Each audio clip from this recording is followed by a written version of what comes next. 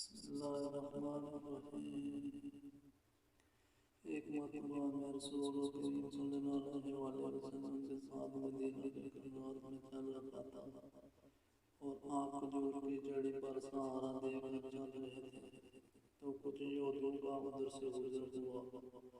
ان میں سے ایک نے دوسرے سے کہا کہ آپ سے روح کے بارے میں کچھ پوچھوں۔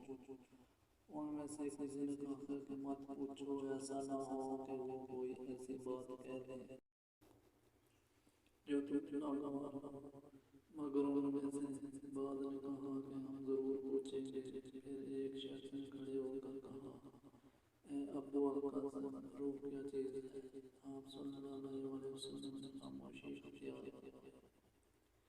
میں نے دل میں کہا کہ آپ پر وحی آ رہی ہے، اس لیے میں کھڑا ہو گیا۔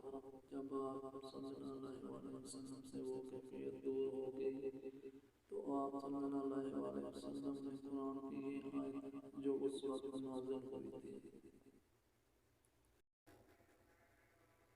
تلاوت فرمائی، اے نبی، تم سے یہ لوگ روح کے بارے میں پوچھ رہے ہیں، کہہ دو کہ روح میرے رب کے حکم سے ہے اور تمہیں علم کا بہت تھوڑا حصہ دیا گیا ہے، اس لیے تم روح کی حقیقت نہیں سمجھ سکتے۔ بخاری 125۔